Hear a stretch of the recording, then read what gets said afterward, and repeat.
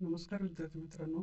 आज आपण पाहणार आहोत जानेवारी 2025 या महिन्यातील चालू घडामोडीचे महत्त्वाचे प्रश्न. हा या व्हिडिओचा पार्ट 1 आहे. जर तुम्ही चॅनलवर नवीन असाल तर चॅनलला सबस्क्राईब करा. चला तर आजच्या प्रश्नांना सुरुवात करूया. आजचा पहिला प्रश्न आहे, वाव थराडला कोणत्या राज्याचा नवीन जिल्हा म्हणून मंजुरी मिळाली? गुजरात. गुजरात सरकारने बनासकांठा जिल्ह्याचे विभाजन करून वाव थराडला जिल्हा निर्माण करण्यास मंजुरी दिली आहे. यामुळे गुजरात जिल्ह्यांची संख्या 34 झाली आहे. विद्यार्थ्यांमध्ये वाचन संस्कृती वाढवण्यासाठी कोणत्या राज्य सरकारने 15 दिवसांचे अभियान सुरू केले आहे? उत्तर आहे महाराष्ट्र. महाराष्ट्राने 1 जानेवारीपासून 15 दिवसांचे अभियान सुरू केले आहे. विद्यार्थ्यांना पाठ्यपुस्तकांव्यतिरिक्त इतर पुस्तके वाचण्यास प्रोत्साहित केले जाते. महाविद्यालय आणि विद्यापीठांमध्ये गटवाचन, गोष्टी सांगणे, पुस्तक चर्चा, कार्यशाळा आणि स्पर्धा यांसारख्या कार्यक्रमाचे आयोजन केले जाईल. टेरिटोरियल आर्मीने कोणत्या नदीच्या पुनरुज्जीवन आणि संरक्षणासाठी नवीन टास्क फोर्स स्थापन केला? गोमती नदी आणि संरक्षणासाठी गंगा टास्क फोर्स. गोमती नदी गंगेची उपनदी असून ती पूर्णपणे उत्तर प्रदेशातून वाहते. तिचा उगम पिलीभीत जिल्ह्यातील गोमत ताल, यालाच फुल्हार झील म्हणतात, इथून होतो. ही नदी लखनौ, बाराबांकी, सुलतानपूर, फैजाबाद, जौनपूरमधून वाहत गंगेला मिळते. या नदीची लांबी 900 किलोमीटर आहे. ही बारमाही नदी आहे. मीरा भाईंदर महानगरपालिकाने महाराष्ट्रातील महिला उद्योजकांना सक्षम करण्यासाठी कोणत्या उपक्रमाची सुरुवात केली? फराळ सखी. यामध्ये महिलांना पारंपरिक फराळ उत्पादनाचे प्रशिक्षण दिले जाते, जेणेकरून त्या शाश्वत व्यवसाय उभारू शकतील. MBMCने नीती आयोगाच्या महिला उद्योजकता मंचासोबत अवॉर्ड टू रिवॉर्ड कार्यक्रमांतर्गत सहकार्य करते. या कार्यक्रमाचा उद्देश शाश्वत रोजगार निर्माण करणे आणि सामाजिक परिवर्तनाला प्रेरणा देणे आहे. कोणत्या राज्य सरकारने कैद्यांना शिक्षणासाठी शिक्षादात प्रकल्प सुरू केला? उत्तर पंजाब. जगद्गुरू नानक देव पंजाब राज्य मुक्त विद्यापीठ आणि पंजाबच्या तुरुंग विभागाने कैद्यांना उच्च शिक्षण देण्यासाठी शिक्षादात कार्यक्रम सुरू केला. कार्यक्रमाचा उद्देश कैद्यांच्या मानसिक विकासाला चालना देणे आणि भविष्यात आर्थिक स्वावलंबन सक्षम करणे. कॅग सार्वजनिक खर्चामध्ये पारदर्शकता आणि उत्तरदायित्व सुधारण्यासाठी कोणत्या डिजिटल प्लॅटफॉर्मचा वापर करतो? Open data kit. कॅग म्हणजेच महालेखा परीक्षक सार्वजनिक खर्चामध्ये पारदर्शकता आणि उत्तरदायित्व वाढवण्यासाठी ओपन डेटा किट प्लॅटफॉर्मचा वापर करतो. ODK हा डेटा डिझाईन, संकलन आणि व्यवस्थापनासाठी सुरक्षित डिजिटल प्लॅटफॉर्म आहे. पोलावरम सिंचन प्रकल्प कोणत्या नदीवर बांधला आहे? उत्तर आहे गोदावरी. हा प्रकल्प आंध्र प्रदेशातील गोदावरी नदीवर उभारण्यात आला आहे. तो पश्चिम गोदावरी जिल्ह्यातील पोलावरम गावाजवळ आहे. या प्रकल्पाच्या प्रभावाचा अभ्यास करण्यासाठी IIT हैदराबादच्या तज्ज्ञांची मदत घेतली जाणार आहे. हा बहुउद्देशीय सिंचन प्रकल्प आहे. प्रकल्पाचा उद्देश पाणी टंचाई सोडवणे, कृषी क्षेत्राला चालना देणे, वीज निर्मिती करणे. पुढचा प्रश्न, सशक्त बेटी आणि ई दृष्टी उपक्रम कोणत्या मंत्रालयाने सुरू केले? शिक्षण मंत्रालय. सशक्त बेटी प्रकल्पांतर्गत अनाथ आणि एक पालक असलेल्या मुलींना ज्यांचे कौटुंबिक उत्पन्न 4 लाखापेक्षा कमी आहे त्यांना लॅपटॉप दिले जाते. ई दृष्टी प्रकल्पांतर्गत दृष्टीहीन विद्यार्थ्यांना टॅबलेट्स देऊन त्यांची शिक्षण आणि संशोधन क्षमता वाढवली जाते. भारताच्या पंतप्रधानांनी केंद्रीय आयुर्वेद संशोधन संस्थेच्या पायाभरणीचा समारंभ कोणत्या शहरात केला? उत्तर नवी दिल्ली.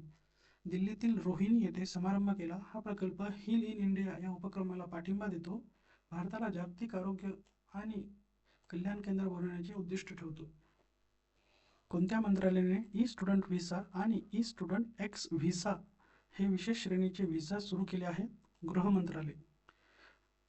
ई स्टुडंट व्हिसा भारतातील पूर्णवेळ अभ्यासक्रमात प्रवेश घेतलेल्या परदेशी नागरिकांसाठी आहे आणि ई स्टुडंट एक्स व्हिसा त्यांच्या आश्रितांसाठी आहे. हे 5 वर्षापर्यंत वैध आहेत. सरकारने रिअल टाइम पोलीस माहिती सामायिकरणासाठी सुरू केलेल्या नवीन पोर्टलचे नाव काय? भारत पोल.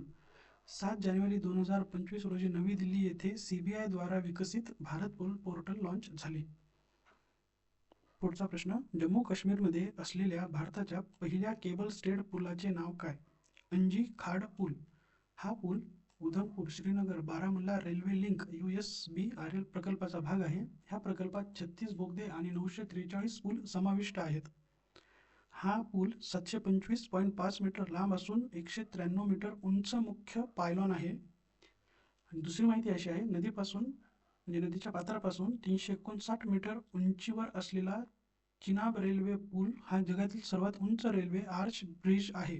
हा 1315 मीटर लांबीचा स्टील आर्च ब्रिज आहे. हे PIB सोर्समधून माहिती आहे ही. हा पूल कटरा आणि काश्मीर खोऱ्यादरम्यान कनेक्टिव्हिटी सुधारतो, ज्यामुळे पर्यटन आणि आर्थिक वाढ होते. पुढचा प्रश्न, विद्यार्थ्यांच्या मूल्यमापनासाठी आसाम सरकारने सुरू केलेल्या गुणोत्सव 2025चा विषय काय आहे? उत्तर आहे गुणवत्तापूर्ण शिक्षण सुनिश्चित करणे. आसाम सरकारने 16,056 शाळांमध्ये 14 लाखाहून अधिक विद्यार्थ्यांचे मूल्यमापन करण्यासाठी गुणोत्सव 2025 सुरू केला. हा उपक्रम 6 ते 9 जानेवारी दरम्यान होणार आहे. याचा उद्देश शैक्षणिक दर्जा सुधारणे आणि चांगले शिकण्याचे वातावरण निर्माण करणे आहे. गुणोत्सव 2025चा विषय गुणवत्तापूर्ण शिक्षण सुनिश्चित करणे आहे. कोणत्या राज्य सरकारने अवकाळी पावसाला नैसर्गिक आपत्ती घोषित केले? ओडिसा. या निर्णयाचा उद्देश राज्य आपत्ती प्रतिसाद निधीच्या माध्यमातून पिकांच्या नुकसानीसाठी शेतकऱ्यांना भरपाई देणे आहे. 33% किंवा अधिक पिकाचे नुकसान झालेल्या शेतकऱ्यांना मदत दिली जाईल. रस्ते अपघातातील पीडितांसाठी कॅशलेस उपचार योजना कोणत्या मंत्रालयाने सुरू केली? रस्ते वाहतूक आणि महामार्ग मंत्रालय. ही योजना मोटार वाहनांमुळे झालेल्या सर्व रस्ते अपघातांना कव्हर करेल आणि ई-दार आणि NHA प्रणाली एकत्रित करून IT प्लॅटफॉर्मद्वारे लागू केली जाईल. 2024 मध्ये चंदीगडमध्ये सुरू झालेली पायलट योजना 6 राज्यांमध्ये विस्तारली आहे. पुढचा प्रश्न, वन्यजीव गुन्हे रोखण्यासाठी गरुडाक्षी ऑनलाईन FIR प्रणाली कोणत्या राज्य सरकारने सुरू केली? कर्नाटक. या प्रणालीद्वारे नागरिकांना मोबाईल किंवा ईमेलच्या माध्यमातून वन गुन्ह्यांच्या तक्रारी नोंदवता येतात. भारतीय वन्यजीव ट्रस्टच्या सहकार्याने ही प्रणाली विकसित करण्यात आली आहे. पुढचा प्रश्न, हर घर कनेक्टिव्हिटी फायबर टू होम उपक्रम कोणत्या राज्य सरकारने सुरू केला? गुजरात. ग्रामीण घरांना परवडणाऱ्या हाय स्पीड इंटरनेटसाठी हा उपक्रम सुरू केला आहे. हा प्रकल्प राज्याच्या विज्ञान आणि तंत्रज्ञान विभागांतर्गत आहे. ई-श्रम पोर्टल कोणत्या मंत्रालयाद्वारे सुरू करण्यात आले आहे? कामगार आणि रोजगार मंत्रालय. ह्या पोर्टलवर बहुभाषिक सुविधा सुरू केली आहे. हा पोर्टल असंघटित कामगारांचे राष्ट्रीय डेटाबेस तयार करून त्यांना समर्थन आणि सक्षम करतो. आता हे पोर्टल 22 भाषांना सपोर्ट करतो. आधी हे पोर्टल फक्त इंग्रजी, हिंदी, कन्नड आणि मराठीत उपलब्ध होते. एम्पावर बीज सपनों की उडान हा कोणत्या संस्थेचा उपक्रम आहे? नीती आयोग. नीती आयोगाच्या महिला उद्योजकता प्लॅटफॉर्म WEP ने आपल्या पुरस्कार ते पारितोषिक अवॉर्ड टू रिवॉर्ड कार्यक्रमांतर्गत न्यू शॉप सोबत भागीदारीत एम्पावर बिझनेस सपनों की उडान सुरू केले. या उपक्रमाद्वारे महिला उद्योजकांसाठी किरकोळ व्यवस्थापन, डिजिटल साधने, आर्थिक साक्षरता आणि व्यवसाय विकासात मार्गदर्शन आणि प्रशिक्षण दिले जाते. हा कार्यक्रम दिल्ली, NCR, पंजाब, राजस्थान, उत्तर प्रदेश, हरियाणा, मध्य प्रदेश, गुजरातमधील महिलांसाठी हा कार्यक्रम सुरू करण्यात येत आहे. पुढचा प्रश्न, जानेवारी 2025 मध्ये आयुष्यमान भारत योजनेअंतर्गत सर्वाधिक रुग्णालय नोंदणी कोणत्या राज्याने केली? उत्तर, उत्तर प्रदेश. या योजनेअंतर्गत 5,834 रुग्णालय नोंदणी केली आहेत. यात 2,949 सरकारी आणि 2,885 खाजगी रुग्णालयाचा समावेश आहे. हिमालयातील कोणत्या स्थानिक कुत्र्याच्या जातीला ICAR NBAGR ने मान्यता दिली आहे? उत्तर आहे गद्दी किंवा Gaddi. Indian council of agriculture research, national bureau of animal genetic resources, हे फुल फॉर्म ICAR NBAGR चा.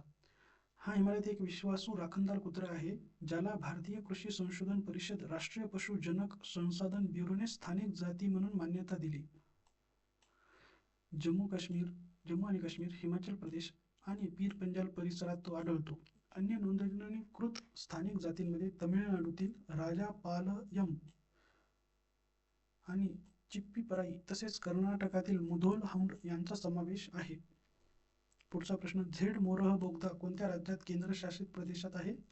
जम्मू आणि काश्मीर, जिल्हा गांदरबल.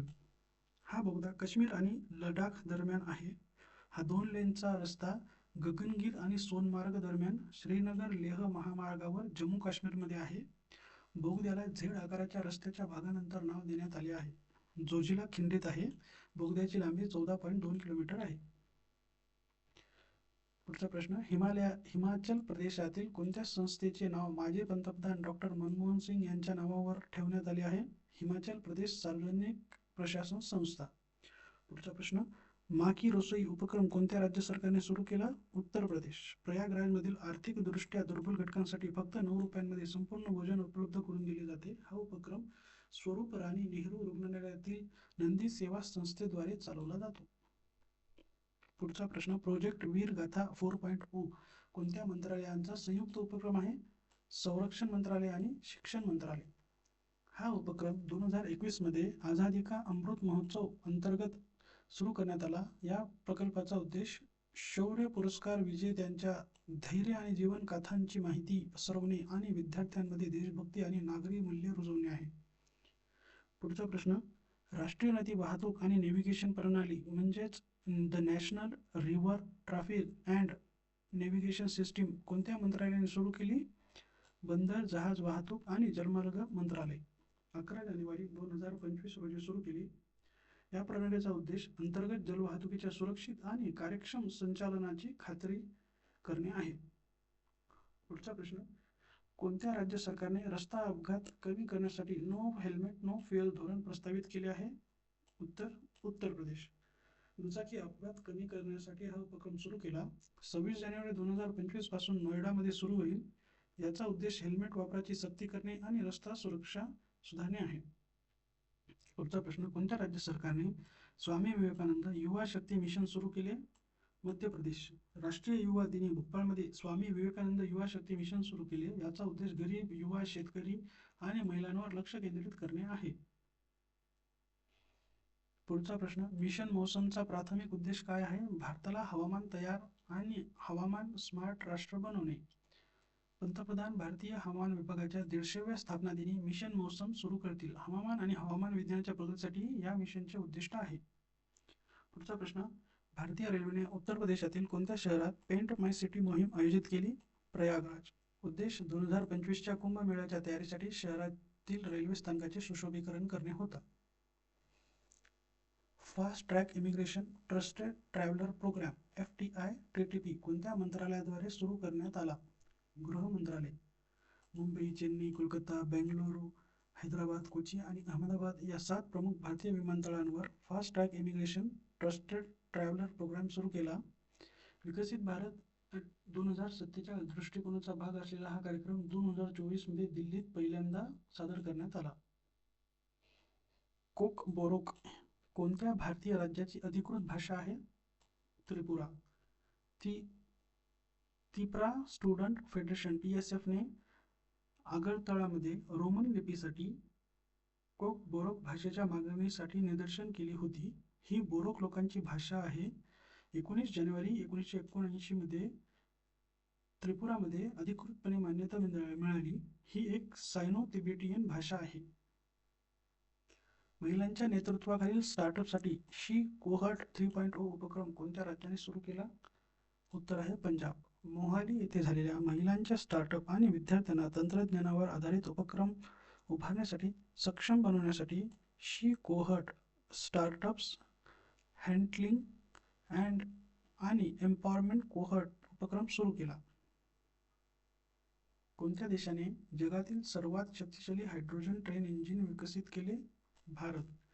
1200 हॉर्स पॉवरसह जगातील सर्वात शक्तिशाली हायड्रोजन ट्रेन इंजिन विकसित केले आहे.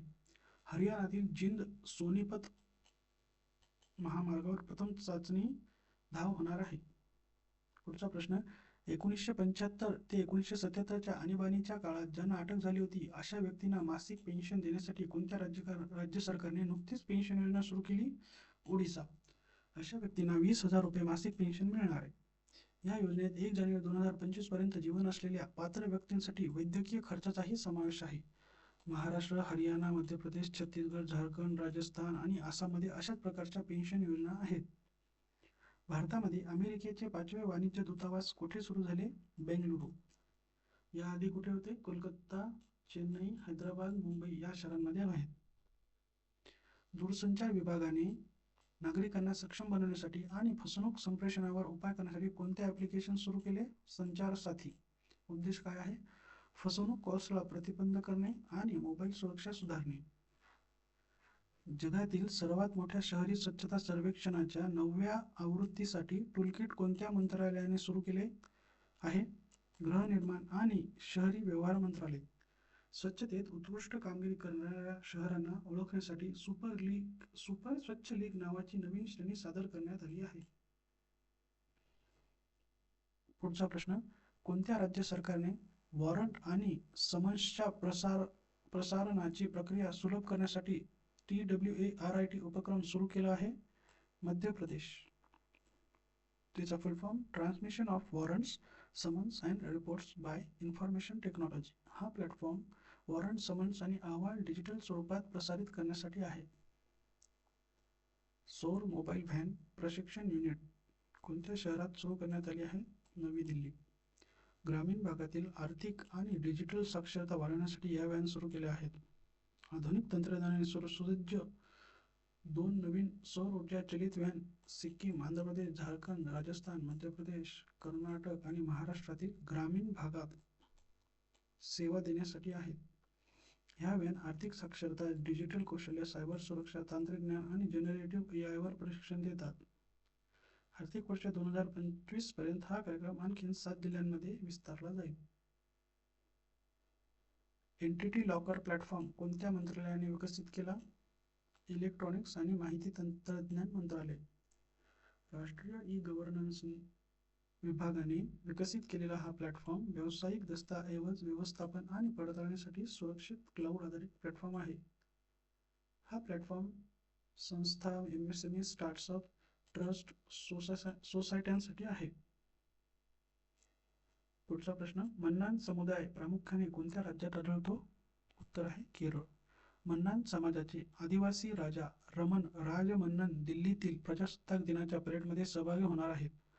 मन्नान समुदाय केरळमधील अनुसूचित जमाती ST म्हणजे शेड्यूल ट्राईब आहे आणि दक्षिण भारतातील एकमेव आदिवासी राजवंश आहे ज्यात राजेशाही आहे. स्वामित्व योजनेअंतर्गत मालमत्ता कार्ड वितरित करणारे पहिले ईशान्य राज्य कोणते? मिझोरम. पुढचा प्रश्न, 2025च्या प्रजासत्ताक दिन संचलनासाठी भारतीय 3 दैन्याच्या संयुक्त झाकीचा विषय काय आहे? सशक्त आणि सुरक्षित Bharat. Empowered and secure India. पुढचा प्रश्न, सन्मान संजीवनी ॲप कोणत्या राज्य सरकारने सुरू केले? हरियाणा. राष्ट्रीय बालिका दिन 2025 रोजी हे ॲप लॉन्च झाले. हे ॲप महिला एवं किशोरी सन्मान योजनेअंतर्गत लाभांचे ट्रॅकिंग करते. अंगणवाडी केंद्रे आणि शाळांद्वारे BPL महिलांना आणि 10 ते 45 वयोगटातील मुलींना सॅनिटरी नॅपकिन्स वितरित केले जाते. पुढचा प्रश्न, पांगसाऊ खिंड कोणत्या 2 देशांच्या सीमेवर आहे? भारत आणि म्यानमार. पांगसाऊ खिंड आंतरराष्ट्रीय महोत्सव अरुणाचल प्रदेशातील नामपॉंग येथे साजरा करण्यात आला. ही खिंड 3727 फूट उंचीवर पटकाई पर्वतरांगेत भारत म्यानमार सीमेवर आहे. या खिंडीचे नाव पांगसाऊ या बर्मी गावावरून ठेवले आहे, जे खिंडीतून 2 किलोमीटर अंतरावर आहे. म्यानमारमधील लेक ऑफ नो रिटर्न हे खिंडीतून दिसते. या खिंडीला हेल गेट म्हणूनही ओळखले जाते. निवडणुकांमध्ये उत्कृष्ट कामगिरीसाठी सर्वोत्कृष्ट कामगिरी करणारे राज्य म्हणून राष्ट्रीय पुरस्कार कोणत्या राज्याला नुकताच मिळाला? उत्तर आहे झारखंड. हमारा संविधान हमारा स्वाभिमान अभियान कोणत्या योजनेअंतर्गत आयोजित करण्यात आले? दिशा योजना. हे अभियान भारतीय संविधानाच्या 75 वर्षाचा आणि प्रजासत्ताक दिनाचा उत्सव साजरा करते. हे न्याय विभाग, कायदा आणि न्याय मंत्रालयातर्फे designing innovative solutions for holistic access to justice Disha या योजनेअंतर्गत आयोजित करण्यात आले. ही योजना 2021 मध्ये सुरू करण्यात आली. याचे उद्दिष्ट सर्वांसाठी न्याय सुनिश्चित करणे आहे. सिंहटू लोकनृत्य कोणत्या समुदायाशी संबंधित आहे? उत्तर आहे हट्टी. या लोकनृत्याची निवड दिल्लीत 76व्या प्रजासत्ताक दिनाच्या परेडसाठी करण्यात आली. सिंहटू हे मुखवट्याचे नृत्य आहे ज्यामध्ये सिंहाचे मुखवटे वापरले जातात. आणि हे वन्यजीव संरक्षण आणि पर्यावरण संवर्धनाचे प्रतीक आहे. हिमाचल प्रदेशातील सिरमौर जिल्ह्यात गिरी प्रदेशात हट्टी समाजाद्वारे सादर केले जाते. पुढचा प्रश्न, कोणत्या शहरात भारतीय अंतर्देशीय जलमार्ग प्राधिकरणाच्या 6व्या प्रादेशिक कार्यालयाचे उद्घाटन झाले? उत्तर आहे वाराणसी. भारताच्या 76व्या प्रजासत्ताक दिनाच्या समारंभात प्रमुख अतिथी म्हणून कोणत्या देशाचे अध्यक्ष होते? इंडोनेशिया. इंडोनेशियाचे अध्यक्ष प्रबोतो सुबियांतो. 1950 मध्ये पहिल्यांदा प्रजासत्ताक दिनालाही इंडोनेशियाचे प्रमुख पाहुणे होते. जानेवारी 2025 मध्ये कोणत्या राज्य सरकारने एरोस्पेस आणि संरक्षण धोरण मंजूर केले? उत्तर प्रदेश. या धोरणानुसार 50,000 कोटींची गुंतवणूक आणि 1 लाख थेट रोजगार निर्मितीचे लक्ष्य आहे. भारतामध्ये समान नागरी कायदा लागू करणारे पहिले राज्य कोणते आहे? उत्तराखंड. 27 जानेवारी 2025 पासून कायदा लागू केला. दूरवरच्या भागात वैद्यकीय सेवा पुरवण्यासाठी कोणत्या राज्य सरकारने मुख्यमंत्री मोबाईल ऑपरेशन थिएटर CMMOT सुरू केले? नागालँड. उद्दिष्ट ग्रामीण आणि दुर्गम भागात प्रगत शस्त्रक्रिया व आरोग्य सेवा पुरवणे आहे. आरोग्य समतोल वाढवणे आणि शहरी व दुर्गम आरोग्य सेवा प्रवेशातील अंतर कमी करणे आहे. भाषिणी सोबत सामंजस्य करार करणारे पहिले ईशान्येकडील राज्य कोणते ठरले आहे? त्रिपुरा.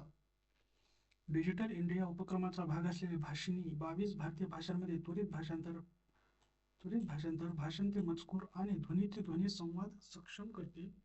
ईशान्येकडील पहिले तसेच पूर्व भारतातील पहिले आणि देशातील 8वे राज्य ठरले आहे.